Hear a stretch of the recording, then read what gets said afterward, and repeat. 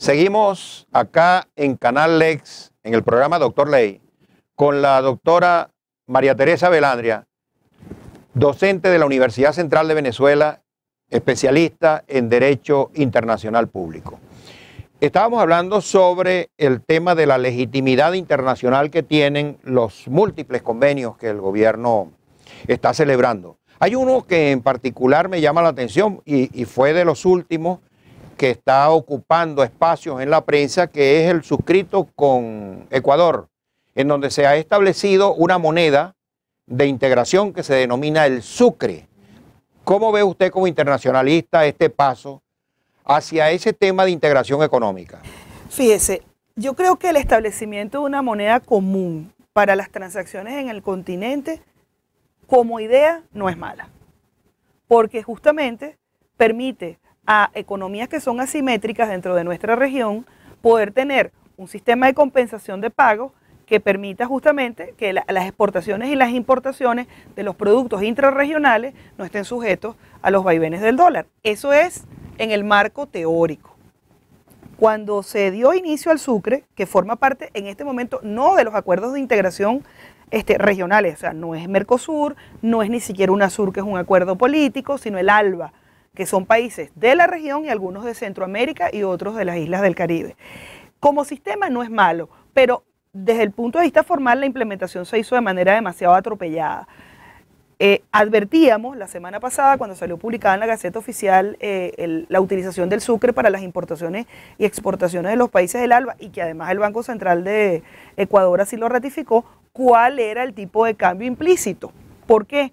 Porque cuando tú estableces una moneda común, como ocurrió con el ECU, posteriormente euro, en el ECU formaban parte de esas monedas de referencia una cesta de monedas, es decir, el marco tenía un peso, la peseta tenía otro, la lira tenía otro, el marco alemán, es decir, había una cesta de monedas que daban un valor del ECU frente al dólar. No, y además ese proceso de integración se llevó 50 años. No, y implementar la moneda única tomó por lo menos 20 años. En enero del 2000, cuando entra en vigencia el euro, es el Banco Central Europeo y a través del Sistema Europeo de Bancos Centrales que fija el tipo de cambio del euro con relación al resto de las monedas del mundo. ¿Qué ha pasado con estos sucres? Entonces decíamos, caray, ¿cómo fluctúa el sucre? ¿Cuántos bolívares es un sucre? ¿O cuántos bolivianos es un sucre? Bueno, a lo mejor 10 racimos de plátano. No, es igual que el sistema de las equivalencias que quieren aplicar. Tú dices, bueno, en el trueque, ¿cuántos venezolanos representan un barril de petróleo? ¿O cuántos médicos cubanos son un barril de petróleo? Eso no es cuantificable, por eso se necesita una moneda de referencia. Sorprendentemente, se firma la primera operación con sucre la semana pasada y es 1,35 dólares. Sí, un euro casi. ¿Por qué? Porque la moneda de Ecuador es el dólar. Sí. Entonces, al final, terminan estableciendo un sistema que desde el punto de vista teórico es excelente, es decir, una moneda de referencia dentro de la Unión, dentro de los países del ALBA, pero que termina finalmente con una equivalencia en el dólar, porque ni el boliviano, ni el bolívar, ni la moneda de Nicaragua sirven para que haya una referencia. Entonces, al final, la operación se hizo en un equivalente a 1,35 dólares, que es la moneda oficial del Ecuador. Es decir, en la teoría es el sistema sustitutivo al dólar como moneda de referencia y en la práctica termina siendo un sistema idéntico. Entonces estamos adoptando el dólar como sistema monetario. Estamos adoptando el dólar como moneda de referencia de esta moneda de cuentas que es el sucre, hasta tanto se sustituya. Pero es que tenía que ser así, porque el bolívar no es una moneda convertible.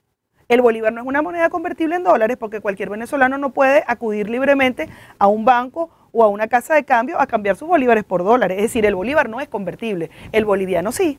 Cualquier ciudadano boliviano puede ir a un banco y cambiar sus bolivianos por dólares, como también pueden los ecuatorianos que viven en dólares. Es decir, la única moneda no convertible de la cesta que integra el sucre es el bolívar. En consecuencia, había que poner el dólar como moneda de referencia. ¿En vez del euro? El euro es mucho más caro. Y parte de las reservas de Venezuela se cambiaron en euros hace algunos años, fue objeto de unas grandes críticas por parte de la política interna, porque decían que eso era una locura, porque si el euro se desplomaba, el euro tuvo pues algunos años de crecimiento muy importante, con lo cual esa operación fue muy exitosa, y ahora con la crisis de Europa pues vuelven las críticas en torno a ese cambio. Pero yo creo que el sucre A mí me gusta como figura, me parece que es un paso interesante, pero hay que quitarle lo ideológico para que sea efectivamente entonces un mecanismo y una herramienta de integración económica. Pero entonces, ¿por qué se ha suscrito solamente con un país? No, en teoría forma parte de todos los miembros del ALBA.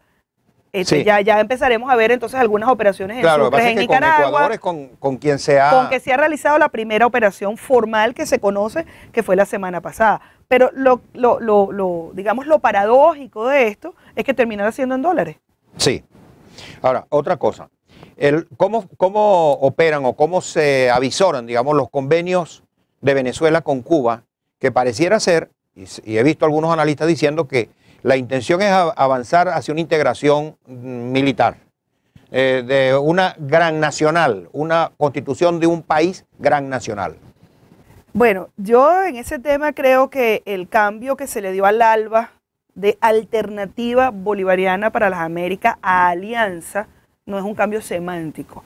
Cuando tú hablas de alianza, tú estás hablando de algo que va mucho más allá de lo meramente que era oponerse al Tratado de Libre Comercio de Estados Unidos con el resto de la región, porque el ALBA nace como eso. Al ALCA, una alternativa como una al ALCA. alternativa al ALCA. Ahora lo transforman en alianza y la alianza siempre implica un compromiso de carácter militar. Cuba a lo largo de su historia se ha beneficiado de todo aquel que lo quiera ayudar.